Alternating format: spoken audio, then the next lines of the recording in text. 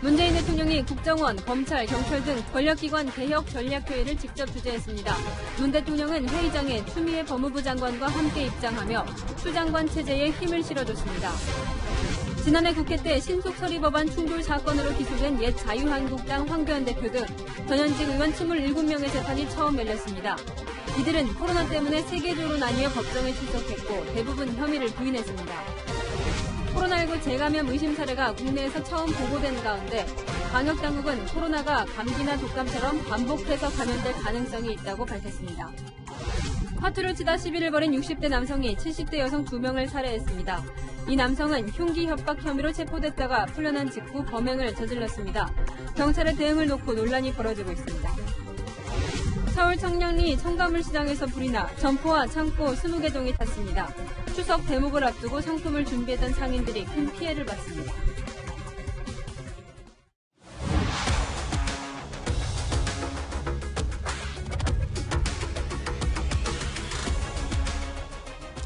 안녕하십니까. 뉴스의 동정민입니다. 지난 주말 공정을 37번 외쳤던 문재인 대통령. 오늘은 야당이 불공정의 대표 사례로 지적해온 추미애 법무부 장관과 함께 섰습니다. 그동안 문 대통령은 추 장관 아들의 휴가 연장 특혜 의혹에 대해 침묵해왔었죠. 오늘 검찰 개혁을 포함한 권력기관 개혁을 논의하는 회의에서 미리 착석해 있던 다른 참석자들과 달리 추 장관과 함께 입장했습니다. 정면 돌파를 선언한 상징적인 장면이라는 해석이 나옵니다. 국민의힘은 오늘 회의가 사실상 추 장관 힘 실어주기 대책회의라고 지적했습니다. 강재 기자입니다. 문재인 대통령이 추미애 법무부 장관, 노영민 대통령 비서실장과 함께 제2차 권력기관 전략회의 회의장에 들어섭니다. 박지원 국정원장, 진영 행정안전부 장관 등 다른 참석자들은 행사 시작 5분 전 모두 자리에 앉았지만 추 장관만 보란 듯 대통령과 함께 입장한 겁니다. 문 대통령은 1년 7개월 만에 주재하는 회의에서 천리길도 한 걸음부터라는 속담을 인용하며 차질 없는 권력기관 개혁을 당부했습니다. 권력기관 개혁을 완수하는 그날까지 서로를 존중하고 격려하며 힘있게 추진해 나갑시다. 문 대통령은 또 공수처장 추천 등 야당과의 협력에도 힘을 내주길 바란다며 공수처 출범에도 속도를 내줄 것을 당부했습니다. 결론이 없는 중간점검 형식의 회의를 열어 추 장관을 부각시킨 데 대해 다양한 정치적 해석이 나오고 있습니다. 문 대통령이 아들의 휴가 연장 특혜 의혹에도 불구하고 추 장관을 여전히 신임한다는 메시지를 주려 했던 게 아니냐는 겁니다. 검찰개혁은 운명이라고 했던 추 장관은 회의 내내 문 대통령 발언을 꼼꼼히 메모했습니다. 회의가 끝난 뒤에는 검찰개혁 의지를 다시 강조했습니다. 만전의 준비를 다하여 검찰개혁을 완수하겠습니다. 이날 회의에서는 국정원 업무에 대한 보고도 있었습니다. 박지원 국정원장은 어떤 경우에도 국내 정치에 절대로 관여하지 못하도록 법률로 명확히 하겠다며 국정원법 개정을 예고했습니다. 채널A 뉴스 강지혜입니다. 대통령이 추미애 장관 힘 실어주기에 나서는 동시에 더불어민주당은 다음 단계인 공수처 출범에 박차를 가했습니다. 야당의 추천 없이도 공수처장을 임명할 수 있도록 아예 법을 바꾸겠다며 강공에 나섰습니다. 최수연 기자입니다. 더불어민주당이 국회 법제사법위원회에 고위공직자 범죄수사처법 개정안을 상정했습니다. 9월 중에 이 공수처법에 따른 야당의 협조, 그것이 원활히 되지 않으면 저희들은 대체입법을 통해서라도 공수처가 반드시 출범돼야 된다는. 현행 공수처법에 따르면 7명의 추천위원 가운데 6명 이상 찬성으로 공수처장 후보자를 제청하면 대통령이 공수처장을 임명하도록 했습니다. 하지만 오늘 상정된 개정안은 여당 2명, 야당 2명 등 4명의 추천위원 추천 권한을 국회로 넘기도록 했습니다. 또 추천위원회 의결 정족수도 7명 중 6명 찬성에서 5명 찬성으로 낮췄습니다. 개정안대로라면 2명의 추천위원 추천권을 가진 야당의 견제 권한이 사라지게 됩니다.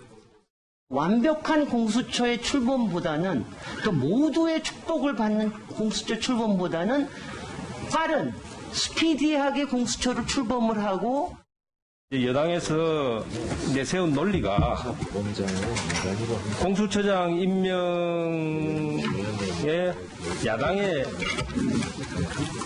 비토권을 주겠다. 이 개정안대로 간다면 패스트트랙의 논리가 깨진다.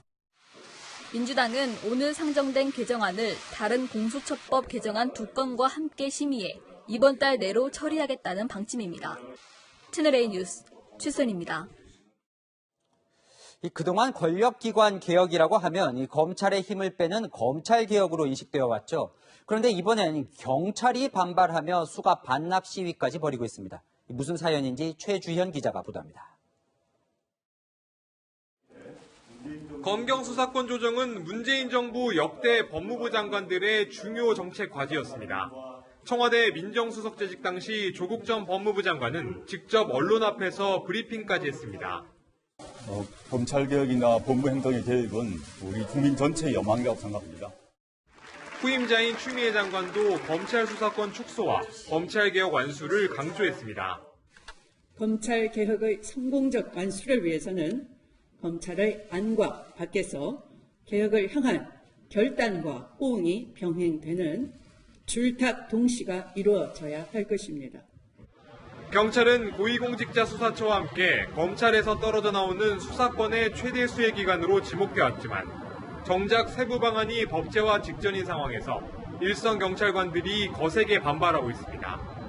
이미 전국 60여 개 경찰서 직장협의회가 반발 성명을 발표했고 일부 현장 경찰관들은 항의의 뜻으로 수갑을 반납하기도 했습니다. 법무부가 구상한 조정안에 따르면 검사가 영장만 받으면 종전처럼 계속해서 직접 수사할 수 있어 수사권 조정의 취지가 무색해진다는 겁니다. 또 검찰이 마약 범죄나 사이버 범죄 등의 직접 수사권을 계속 갖게 됐다고 반발하고 있습니다.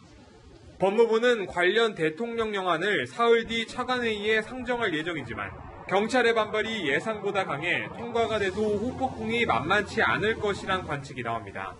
채널A 뉴스 최주현입니다. 여당 출신의 전현희 국민권익위원장도 추미애 장관에게 힘을 실어줬습니다. 이 법무부 장관인 추 장관의 아들이 검찰 수사를 받고 있어도 이해 충돌은 없다고 답했습니다. 그럼 왜 조국 전 장관 때는 권익위가 이해 충돌을 인정했는지를 묻자 이 전임 위원장에게 책임을 돌렸습니다. 김민지 기자입니다. 국회 정무위원회에서는 추미애 법무부 장관의 이해충돌 여부에 대한 권익위 판단을 두고 공방이 벌어졌습니다. 민주당 의원들은 추 장관 아들 관련 수사와 추 장관 사이 이해충돌이 없다는 권익위 결정을 옹호했습니다. 전현희 위원장은 이해충돌을 적용했던 조국 전 장관 사례는 잘못된 판단이었다며 전직 위원장 탓을 하는 듯한 발언을 했습니다. 조국 장관과 지금 추미애 장관 똑같은 상황이라는 말씀이시죠? 그리고 전직 위원장께서 이 부분에 대해서 적극적으로 접근하지 않아서 지금 이렇게 혼란을 불러일으키고 있는 거죠? 가능성인 일반론적인 권익위의 규정대로 절차를 진행했으면 조국 장관과 추미애 장관이 똑같이 이해관계자는 이지만 직무 관련자는 아니다 이렇게 정리가 됐을 거죠? 그런 답변이 맞다고 생각합니다. 그러면서 권익위의 원칙이 구체적인 사실관계 파악임을 강조했습니다. 이 원칙에 부합하는지가 구체적인 사실관계를 통해서 그 사안에 해당하는지가 확인이 돼야 됩니다. 야당은 권익위가 추 장관과 조 전 장관의 사례에 다른 잣대를 적용한다고 질타했습니다. 위원장님의 이야기대로 그렇게 가면 범죄 혐의자한테 너 범죄 혐의를 한 거 있느냐라고 물은 거하고 똑같은 거예요. 전 위원장은 이해충돌 방지법 마련과 조사권 확보가 필요하다는 원론적 얘기만 되풀이했습니다. 채널A 뉴스 김민지입니다.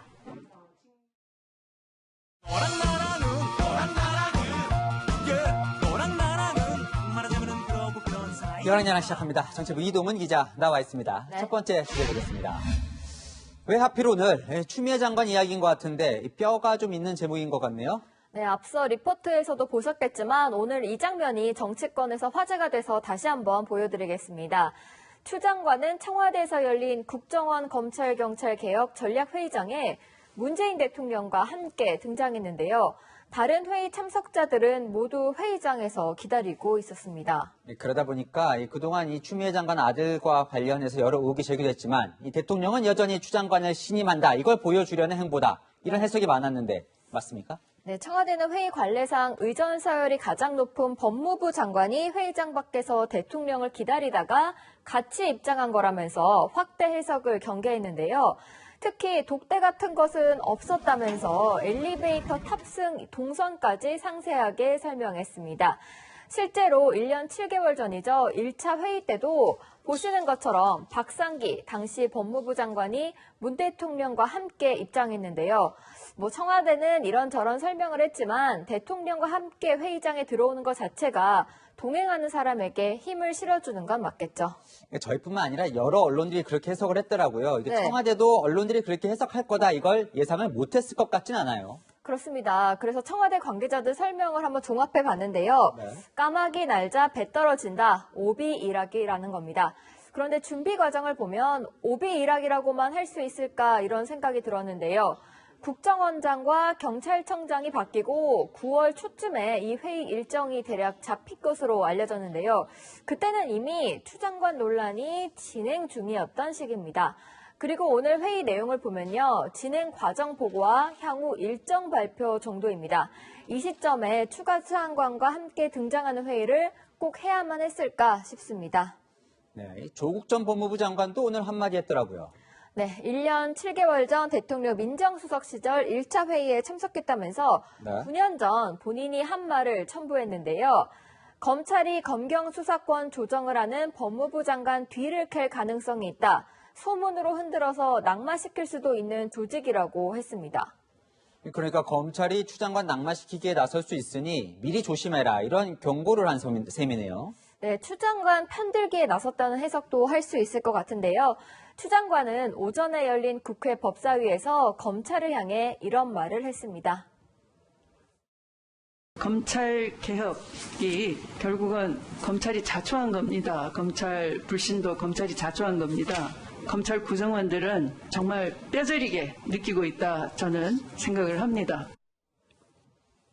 네, 다음 주에 보겠습니다. 네. 자, 공허한 연설. 민주당 586을 향해 쓴소리를 했던 정의당 장혜영 의원인데 네. 이번엔 문 대통령을 향해 고언을 했어요. 네, 그제 있었던 제1회 청년의 날 대통령 기념사에 대한 장혜영 정의당 의원의 평가를 들어보시죠. 심장에 와닿지 않는다? 어떤 의미에서는 조금 공허하다? 지나치게 이 공정이라고 하는 단어 그 자체에 좀 집착하고 있다는 생각이 들었어요. 그러니까 문 대통령이 이 연설 때 공정을 37번이나 언급해서 화제였는데 네. 그 부분을 지적을 한 거예요.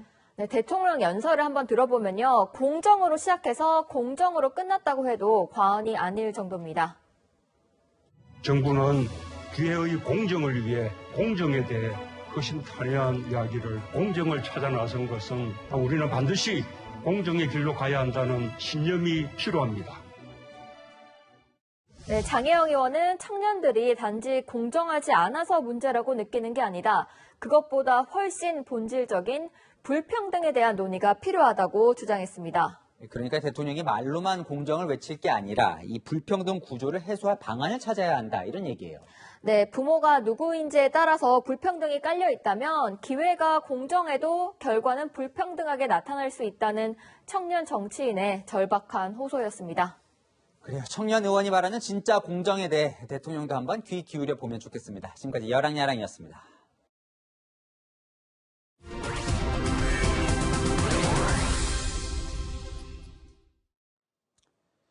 (1년 5개월) 전에 국회에서 벌어졌던 이 패스트트랙 충돌 사건 기억하실 겁니다. 당시 고소 고발이 이어지며 여야 의원 수십 명이 무더기로 재판에 넘겨졌는데요. 오늘 당시 황교안 대표, 나경원 원내대표 등 옛 자유한국당 의원들이 첫 재판에 출석했습니다. 오늘은 야당 관련자만 불렀는데도 출석 대상자가 워낙 많아 이 재판이 3계조로 나눠 진행됐습니다. 김민곤 기자입니다. 지난해 4월 여야 4당이 공수처 설치 법안과 선거법 개정안을 신속 처리한 건 일명 패스트트랙 법안으로 정하는 과정에서 물리적 충돌이 빚어졌습니다. 패스트트랙 지정에 반대하는 당시 자유한국당 관계자들이 국회 곳곳을 점거하면서 몸싸움까지 벌어진 겁니다.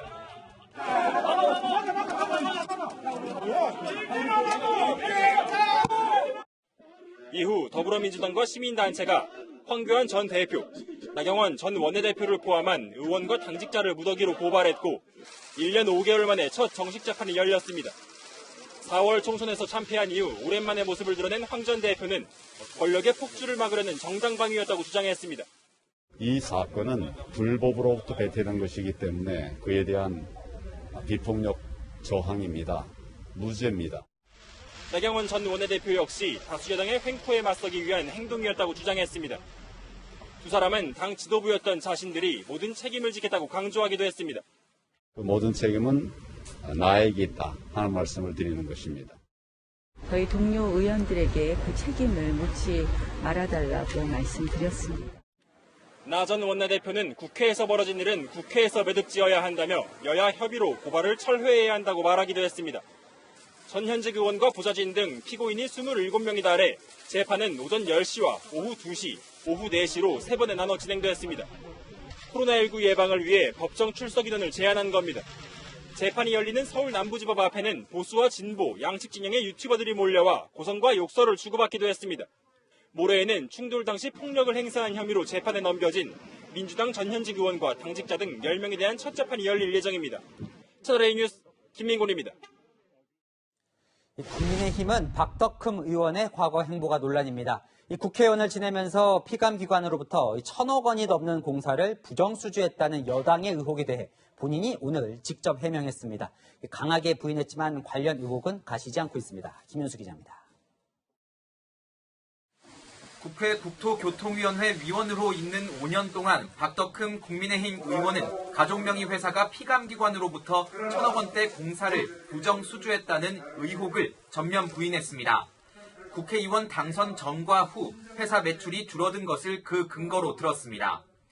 매출을 비교하면 당선 후 특히 국토위 간사로 있으면서 공사가 확연히 감소된 것이 뚜렷하게 나타납니다.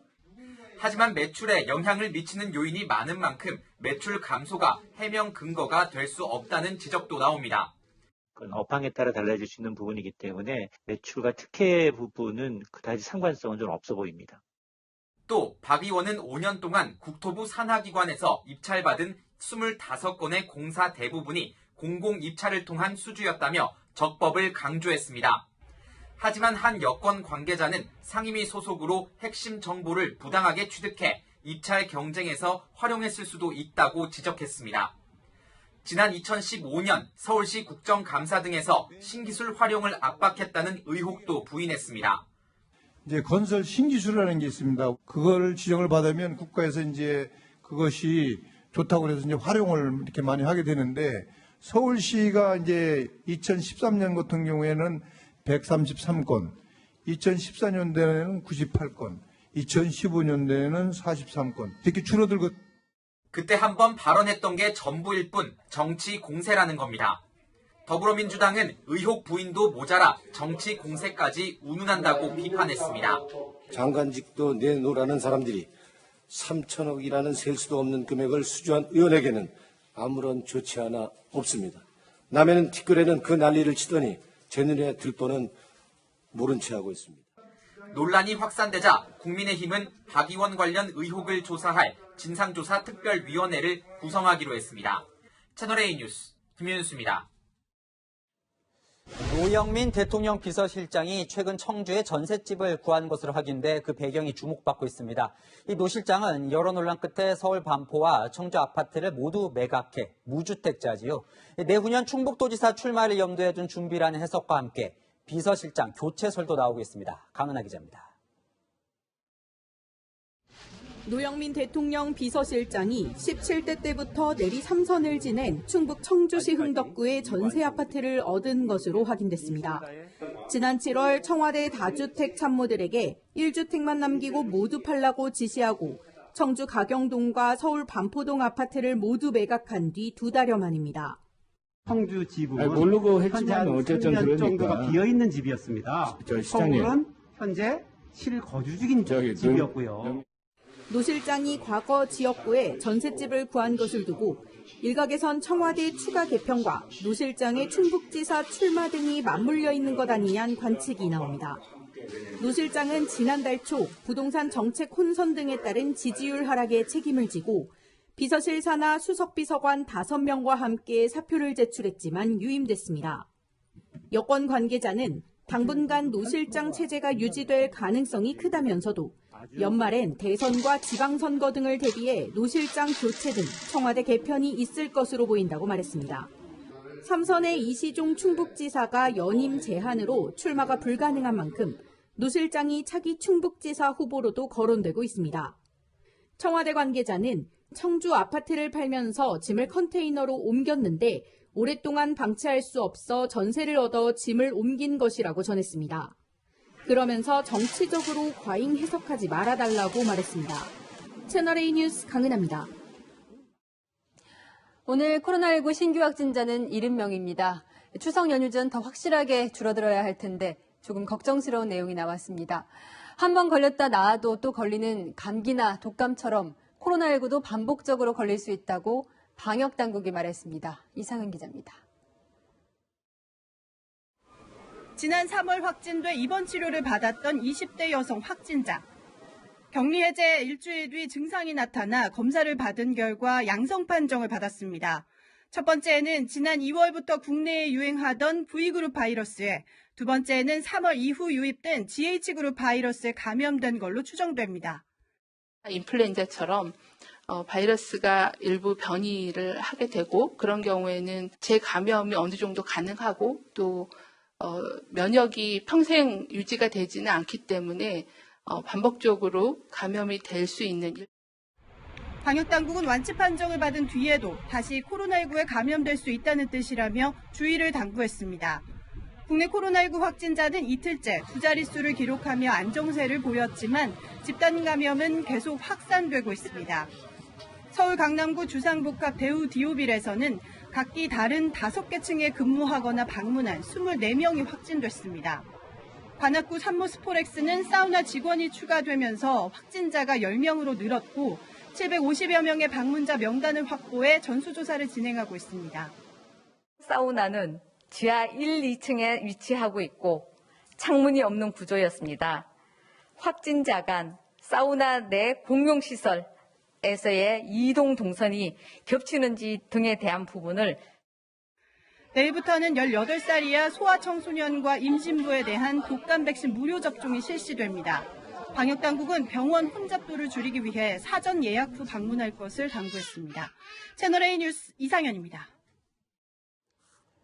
산발적인 집단 감염 사례 중에 부산 동아대가 특히 심상치 않습니다. 대면 강의를 시작한 지 일주일 만에 12명이 잇따라 확진 판정을 받았습니다. 전국 곳곳에 퍼진 접촉자들이 800명이 넘습니다. 배영진 기자입니다. 기숙사에 머무르던 학생들이 짐을 싸서 밖으로 나옵니다. 코로나19 확진자가 발생해 기숙사가 폐쇄된 겁니다. 학교 주차장에 차려진 선별 진료소에는 학생들이 진단 검사를 받고 있습니다.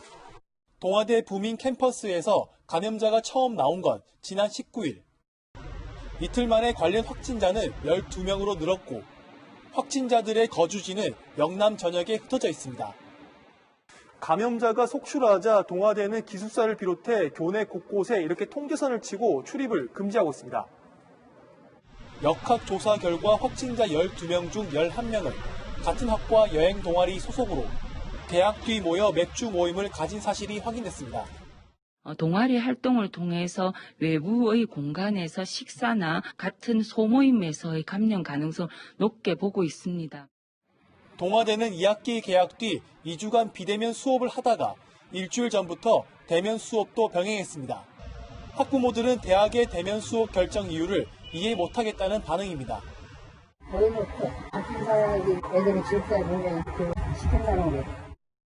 검사 대상자만 800명이 넘는데 서울, 경기 등 수도권에 거주지를 둔 사람도 적지 않아서 지역 사회 확산 우려도 커지고 있습니다. 확진자 나왔다 하면 바로 알림이나 이런 걸 내줘야 되는데 학생들 커뮤니티 같은 게 있단 말이에요. 그 소식을 제가 먼저 접하게 된 거고. 동아대는 자가 격리가 어려운 학생들은 다른 캠퍼스 1인 1실 기숙사에 격리하고 앞으로 2주간 모든 수업을 온라인으로만 하기로 결정했습니다. 채널A 뉴스 배영진입니다. 오늘도 확진자 중 15명은 해외 유입 사례였습니다. 해외 입국자들의 자가격리 기간 관리가 중요한데 일반 투숙객과 자가격리자들이 섞여서 투숙하는 숙소들이 있습니다. 방역당국 지침도 어기면서 홍보까지 합니다. 건설 기자의 현장 카메라 시작합니다. 게스트하우스 안 돼요. 해외 레지던스는 안 돼요.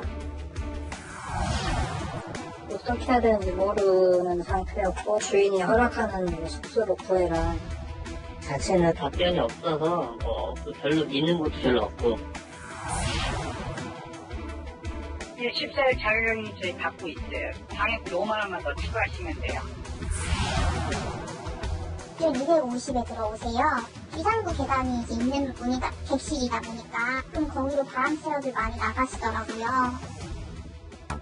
해외 입국자들이 가족과 떨어져 혼자 지낼 자가격리 장소를 찾는 건 쉽지 않습니다.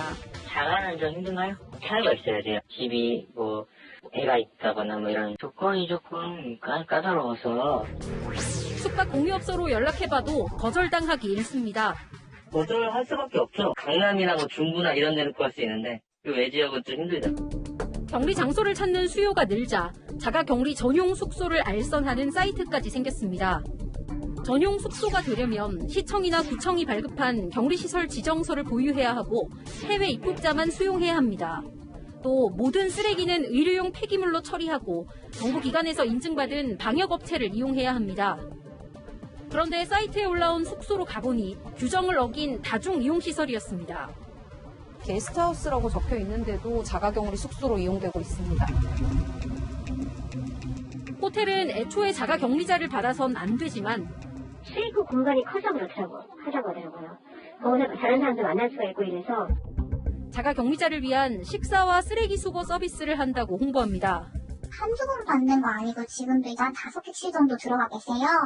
하지만 일반 투숙객 자격으로 문의하자 대답이 바뀝니다. 저희도 격리자들이 왔던 적은 있는데 확진자가 나오지는 않았고요. 지금은 받지는 않고 있어요. 자가격리 숙소로 쓸 곳이 많지 않다 보니 체류비는 부르는 게 값입니다.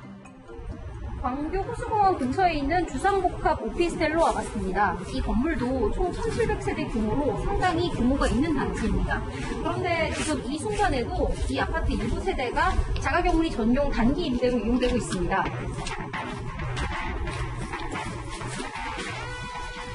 한 달에 50만 원짜리 원룸이 자가격리자에겐 2주에 100만 원입니다. 여기 거기를 이미 못 불러요. 대부분 50에서 55만 원? 하루 원룸 같은 거네요. 하루 한 7만 원 정도 됐던 것 같아요. 자가격리 장소를 직접 찾아야 하는 해외 귀국자들의 상황을 이용해서 입속을 챙기는 사람들. 불법은 아니라고 해도 자가격리 시스템에 허점은 없는지 살펴봐야 할 필요가 있습니다. 현장 카메라 권솔입니다. 다음 뉴스입니다. 화투판 때문에 화가 난 남성이 이웃 2명을 흉기로 살해했습니다. 범행 전날 경찰에 스스로 신고해서 경찰서까지 데려왔는데 경찰이 집에 보내는 바람에 살인을 못 막았습니다. 신선미 기자입니다. 현관문에 폴리스 라인이 설치됐습니다. 집안에서는 현장 감식이 진행되고 있습니다. 어제 오전 7시 50분쯤 이 집에서 70대 여성 2명이 숨진 채 발견됐습니다.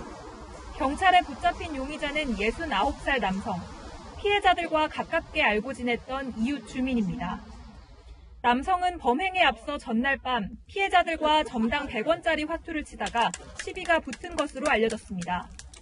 화가 난 남성이 불법 도박이 벌어지고 있다며 3차례나 자진 신고했고 출동한 경찰이 증거가 부족하다는 이유로 철수하려 하자 거칠게 항의했습니다. 한 2주 전부터 계속 나왔거든요. 너무 시끄러워서 제가 처음에 뭐라고 하고 조용하라고 하고 다시 들어와서 그냥 좀 누워있다가 다시 갔는데 경찰이 와 있더라고요. 경찰이 현장을 떠난 뒤 남성은 자신이 흉기를 들고 있으니 잡아가라고 다시 신고했습니다. 경찰은 남성을 특수협박 혐의로 체포했지만 조사 이후 구속할 필요가 없다며 풀어줬습니다. 혐의를 인정하고 증거도 확보된 데다 스스로 신고해 피해자에게 해를 끼칠 우려도 없었다고 판단한 겁니다. 이제 심야조사 의사도 타진을 해봤는데 자기가 좀 고혈압 등을 이유로 추후에 조사를 받고 싶다. 그러면은 출석을 해라. 이렇게 경고를 하고 석방을 한 거죠. 하지만 훈련한 남성은 결국 피해자들을 살해했습니다. 경찰서를 나선 남성은 집에 도착하자마자 흉기를 들고 같은 아파트 단지에 있는 피해자 집을 다시 찾았습니다. 경찰에 다시 체포된 남성은 범행 사실을 부인하고 있습니다. 하지만 피해자들 시신에서 타살 혐의점이 드러난 데다 CCTV에 남성이 흉기를 든 모습이 찍힌 점을 근거로 경찰은 구속영장을 신청할 계획입니다. 경찰이 남성을 성급히 풀어줬다는 비판이 나오자 김창룡 경찰청장은 석방 과정에 문제가 없었는지 조사하겠다고 밝혔습니다. 채널A 뉴스 신섬입니다. 승용차가 빨간불에 횡단보도를 덮쳐서 자매가 숨졌습니다. 경찰은 운전자가 휴대전화를 사용했을 가능성을 의심합니다. 김태형 기자입니다. 왕복 6차선 도로 위에 달린 주행신호등이 빨간색으로 바뀝니다. 그런데 가운데 차선을 달리는 경차 한 대가 속도를 줄이지 않습니다. 브레이크 등도 들어오지 않은 상태로 횡단보도를 건너고 있던 행인들을 그대로 덮칩니다. 차량은 횡단보도를 10m 정도 지난 뒤에야 멈춰섰습니다. 차량이 횡단보도에서 들이받은 건 40대 여성 2명이었습니다. 자매 사이인 이들은 급히 병원으로 옮겨져 치료를 받았지만 사고 다음 날 끝내 숨을 거뒀습니다. 길을 건너던 자매가 승용차에 치인 횡단보도입니다. 이 사고를 낸 운전자는 경찰 조사에서 저 빨간 정지 신호를 못 봤다고 진술했습니다. 사고 차량 운전자는 28살 여성으로 동승자 없이 혼자 차를 몰고 있었습니다.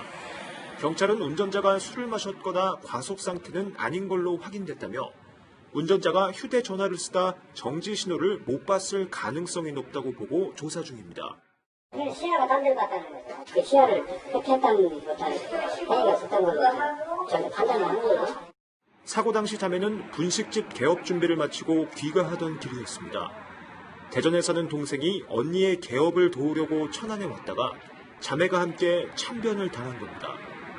경찰은 사고 운전자를 교통사고 처리 특례법상 치사 혐의로 구속했습니다. 채널A 뉴스 김태형입니다. 오늘 새벽 서울 동대문 청량리 시장에서는 큰 불이 났습니다. 인명피해는 없었지만 추석용 과일을 한껏 마련해둔 상인들의 피해가 컸습니다. 남영주 기자가 취재했습니다. 시뻘건 불길이 시장을 뒤덮었습니다. 소방관들이 쉴 새 없이 물을 뿌리지만 불길은 쉽게 사그라들지 않습니다. 서울 청량리 시장에서 불이 난 건 오늘 새벽 4시 반쯤입니다. 전통시장의 음식점에서 시작된 불은 바로 옆 청가물 시장까지 옮겨 붙었습니다. 두 시장에는 200개가 넘는 점포가 다닥다닥 밀집해 있습니다. 인명피해 없이 3시간 만에 꺼졌지만 시장 점포와 창고 등 20곳이 불에 탔습니다. 큰 불길은 잡혔지만 아직도 매캐한 냄새와 잿가루 때문에 코가 매운데요. 추석 대목을 앞두고 이렇게 과일을 쌓아뒀는데 상처가 난 채로 바닥에 흩어져 있습니다. 시장 상인들은 불에 그을린 과일 상자 속에서 최대한 성한 과일을 골라봅니다. 저 창고 안에 이만큼 있어요. 무너진 거에 제대로 건질 수 있는 걸로 건져줘야지. 하지만 불냄새까지 배인 과일을 손님에게 팔기도 어렵습니다. 냄새 나서 이 상태에 들어가면은 4만 원짜리가 1만 원짜리 되는 거예요. 많이도 안 되거든요. 그래서 질구해서 팔아야 돼요. 상인들은 언제 장사를 다시 시작할 수 있을지 걱정입니다. 이제 추석은 어떻게? 그냥 넘어가야죠, 뭐 이렇게. 안 되는 상황에서 이러니까는 다 황망하죠, 이게 사실은. 이거 다 다시 수리해야 되고, 그러면 이게 뭐 쉽게 장사되겠어요, 어디. 대목을 앞두고 기존 물량의 2배 이상을 준비해둔 터라 피해가 더 큰 상황. 피해 상황은 한 수십억이에요, 수십억. 또 보시면 아시겠지만 과일 가게가 싸놓은 거 전부 다 사고. 소방당국은 정확한 화재 원인과 피해 규모를 조사하기 위해 내일 현장 감식을 벌일 예정입니다. 채널A 뉴스 남영주입니다.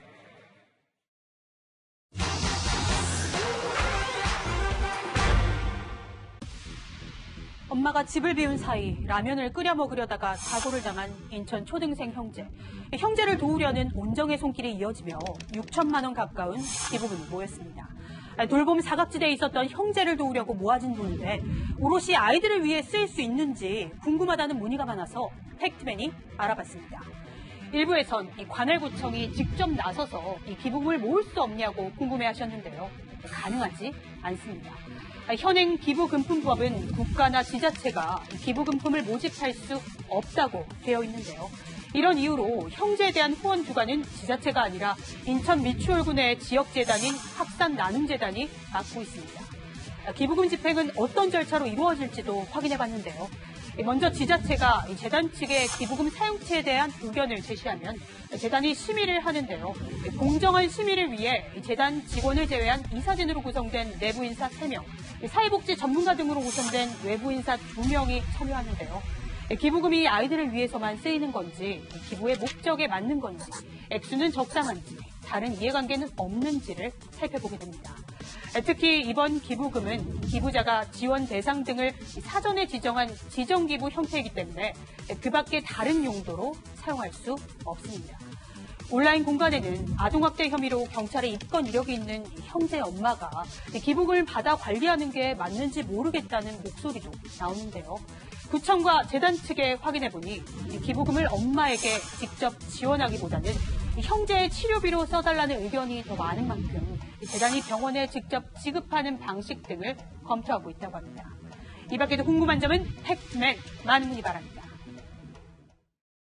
국민에게 작은 위로라고 말하고 통신비 2만 원 지급을 추진 중인 문재인 대통령처럼 일본 스가 총리도 취임과 동시에 이 통신비 인하를 강하게 밀어붙이고 있습니다. 일본은 가구당 통신비가 연간 100만 원을 넘습니다. 도쿄 김범석 특파원입니다. 携帯電話の大手3社が9割の寡占状態を長年にわたり維持して、世界でも高い料金で 일하는 내각을 슬로건으로 내건 스가 총리가 취임과 동시에 휴대전화 요금 인하에 팔을 걷어붙였습니다.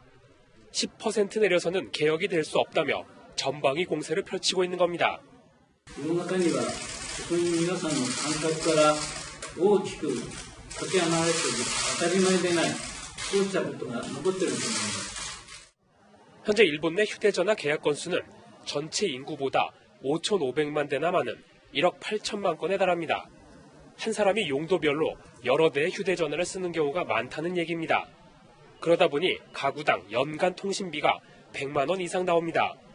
요금제 역시 세계에서 가장 높은 수준입니다. 서울은 약 6만 7천 원인 반면 도쿄는 약 9만 1천 원으로 조사됐습니다. 물가가 비싼 런던과 비교해도 3배나 높습니다.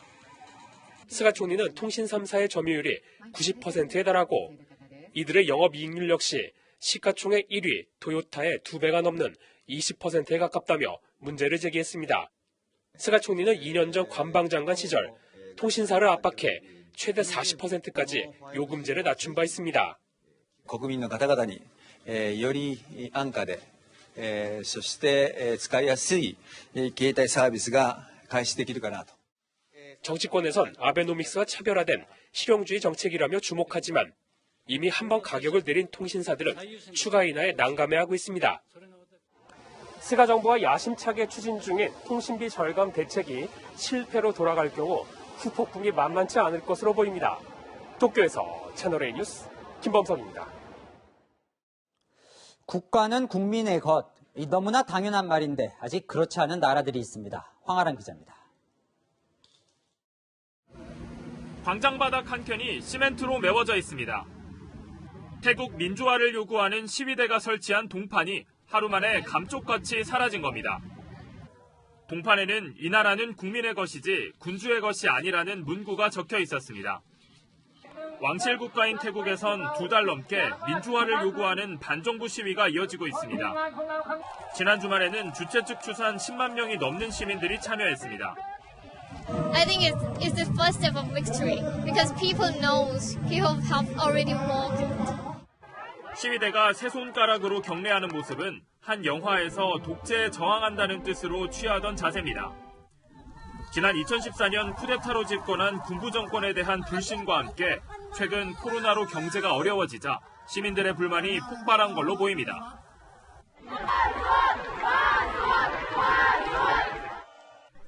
(2,000명의) 여성들이 대선 부정선거를 규탄하며 행진합니다. 시위 참여자들은 경찰을 안아주기도 하고 꽃을 나눠주고 뜨개질을 하며 평화 시위를 벌였습니다. 하지만 400명이 넘는 집회 참가자들이 체포되면서 여론은 들끓고 있습니다. The scope and the brutality of the extensive force used by the regime is in clear violation of all international norms and the Universal Declaration of Human Rights. 26년간 장기 집권하며 유럽의 마지막 독재자로 불리는 루카셴코 대통령은 지난달 80%에 달하는 득표율로 대선에서 승리했습니다. 채널A 뉴스 황아람입니다.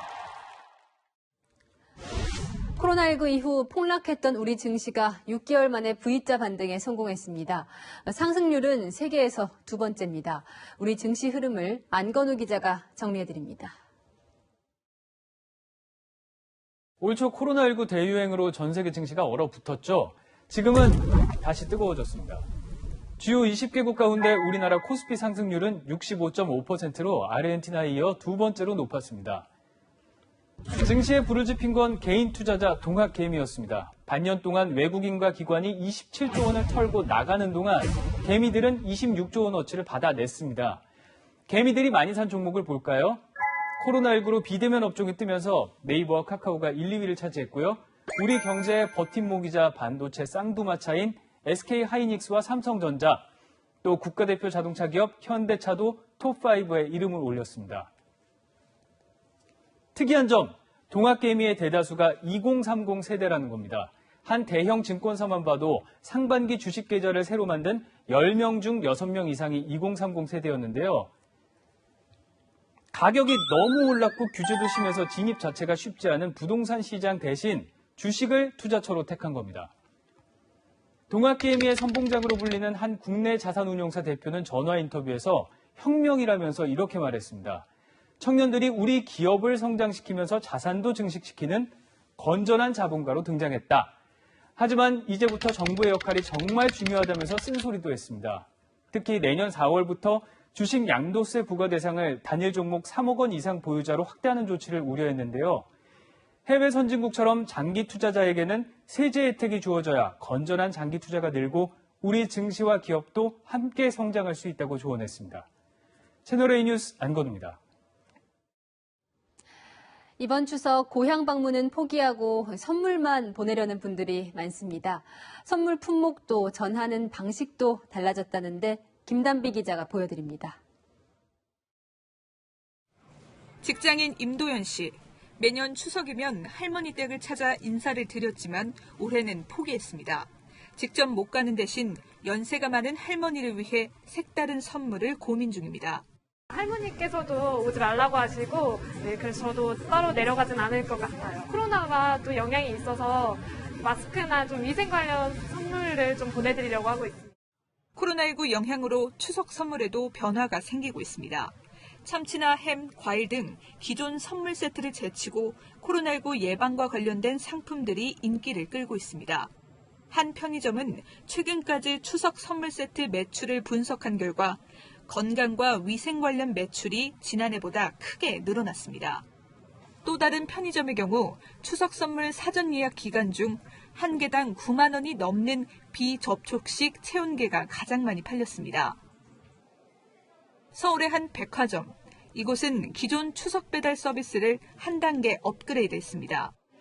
고향에 내려가는 대신 선물로 마음을 전하려는 사람들이 늘면서 유통업계는 보다 간편한 배송 서비스를 시작했습니다. 선물을 구입하면 매장에서 받을 사람에게 상품 정보가 담긴 문자 메시지를 발송합니다. 받는 사람이 이 링크를 열어 주소를 입력하면 살균된 상품을 원하는 곳에서 받아볼 수 있습니다. 추석을 앞두고 예년 같으면 장터가 열렸을 서울광장이 올해는 텅 비었습니다. 코로나19 확산 우려로 서울시가 올해는 온라인 판매로 전환했습니다. 안전을 중요시하는 소비자들의 경향이 추석 유통가에도 고스란히 반영되고 있습니다. 채널A 뉴스 김단비입니다. 혁신 서비스로 떴다가 택시업계와 갈등으로 자초된 타다 기억하실 겁니다. 신사업이 나올 때마다 이렇게 기존 업계와 부딪힐 수 있는데 농어촌 빈집을 빌려주는 새로운 서비스는 민박과의 갈등을 어떻게 해결했을까요? 박지혜 기자입니다. 27년 전 지어진 집입니다. 돌을 쌓아 만든 담장부터 바람에 깎여나간 지붕까지 제주의 정취가 곳곳에 담겼습니다. 한때는 주인 떠난 빈집 신세였지만 공유 민박 사업을 통해 완벽하게 변신한 후 손님을 기다려왔습니다.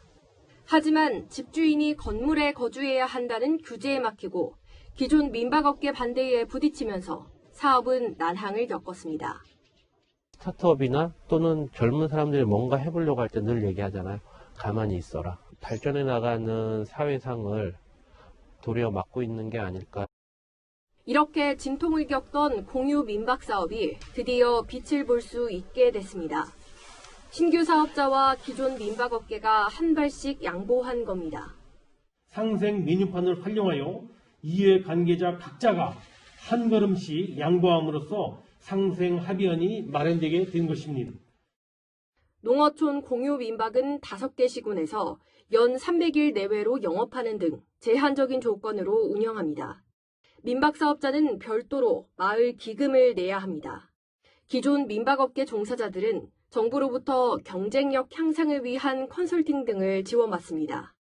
정부는 이런 농어촌 민박 사업으로 농어촌 전반의 소득이 늘어날 것으로 기대하고 있습니다.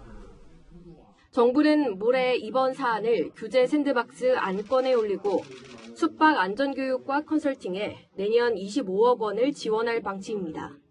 채널A 뉴스 박재입니다.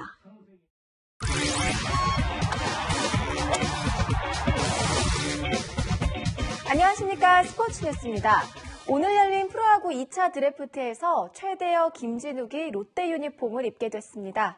제2의 류현진으로 불리는 김진욱은 바람의 손자인 이정우를 콕 집어 겨냥했는데요. 김유빈 기자가 만났습니다. 왼손으로 구석구석 꽂는 빠른 공, 최대 구속 147km. 과거 류현진의 신인 시절 모습과 흡사합니다. 지옥에 가서라도 데려온다는 좌완 파이어블러 김진욱입니다. 10개 구단이 탐내는 고교 최대어. 행선지는 예상대로 부산이었습니다. 롯데자이언츠 지명하겠습니다.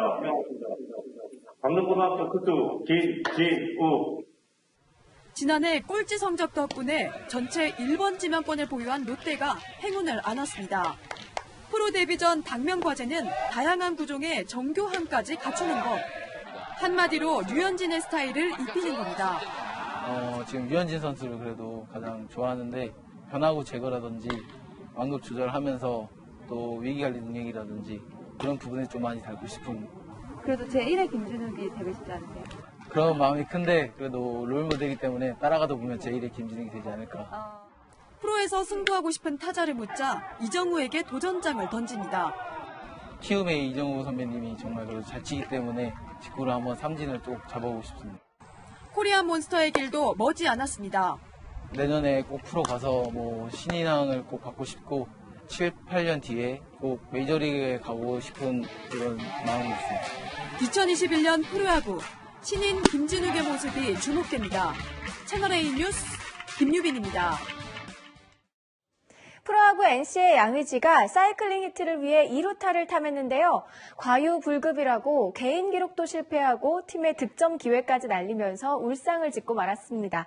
한 주간 명장면 김태욱 기자입니다. 양의지에게 강한 의지가 느껴집니다. 1루타, 3루타, 홈런. 이제 2루타만 치면 사이클링 히트가 완성되기 때문입니다. 경쾌한 타격음과 함께 날아간 타구. 양의지는 1루에서 멈출 생각이 없어 보입니다. 2루 걸려들었어요. 이때 박민우가 홈으로 쇄도하며 양의지의 2루행을 도와주는데요. 그럼에도 기록은 그냥 1루타. 욕심을 냈지만 100기록 달성은 무산됐습니다. 투수의 손을 떠난 공이 나지완 엉덩이에 맞습니다. 과거 비슷한 상황에서 심하게 다퉜던 강민호와 나지완. 설마 이번에도? 서로 눈이 마주치자 강민호가 웃음이 터졌습니다. 나지완도 같이 웃습니다. 다시 서로 웃을 수 있는 동갑내기입니다. 여기 또 다른 절친이 있습니다. 안타를 치고 나간 박건우가 보호장비를 풀더니 상대팀 강백호에게 건넵니다. 아주 자연스럽게 좀 받아들고 있어요. 그라운드 안팎에서 쏟아져 나오는 스포츠 명장면은 이번 주도 계속됩니다. 채널A 뉴스 김태욱입니다. 풍성하게 쏟아지는 가을볕에 마음까지 따스해지는 하루였습니다. 내일은 낮과 밤의 길이가 같아진다는 절기상 추분인데요. 이제 낮의 길이가 조금씩 짧아지는 만큼 깊어가는 가을을 마음껏 누리시면 좋을 것 같습니다. 이번 주 날씨 키워드는 바로 맑고 큰 일교차인데요. 내일도 오늘만큼 청명하겠습니다. 아침과 낮의 기온차가 10도 가까이 날 텐데요. 서울이 16도, 대구가 14도로 매우 서늘하게 출발하겠고 낮에는 서울이 25도, 광주가 24도 등으로 오늘과 비슷하겠습니다. 내일 새벽부터 아침 사이에는 안개가 끼면서 내륙의 가시거리는 1km 미만, 강원 산지는 200m 이하로 주의가 필요하겠습니다. 오늘 오후에는 일본 오키나와 동남쪽에서 12호 태풍 돌핀이 발생했는데요. 태풍은 오사카 부근에서 소멸할 걸로 보여지면서 우리나라에는 다행히 영향이 없겠습니다. 당분간 내륙은 맑고 건조한 날씨가 이어지겠고요. 모레부터는 강원 영동 지역에 비가 자주 오겠습니다. 날씨였습니다. 학교 급식에 랍스터가 나왔습니다. 장어덮밥, 대게, 특별한 급식 메뉴로 이미 유명한 세경고의 영양사가 준비한 특식인데 평범한 예산으로 만들었다는 게 더 놀랍습니다. 수입원에 직접 전화하고 수산시장에 가서 발품을 팔고 그렇게 해서 입찰받은 기적의 가격. 랍스터 한 마리에 6,000원입니다. 거의 반값이죠. 급식 장인으로 불렸던 영양사가 이번에 떠나게 되자 학생들이 아쉬워서 오열했다는 보도까지 나오던데요. 다루는 돈의 액수는 천지 차이지만 4차 추경안 심사를 진행 중인 우리 정치권이 떠올랐습니다. 빚으로 마련한 한정된 예산을 어디부터 쓸 거냐 갑론을박 중인데요. 정치적 이해를 떨쳐내고 최소한의 예산으로 최대의 효과를 거두는 예산 장인의 기적을 기대해 봅니다. 내일도 뉴스입니다.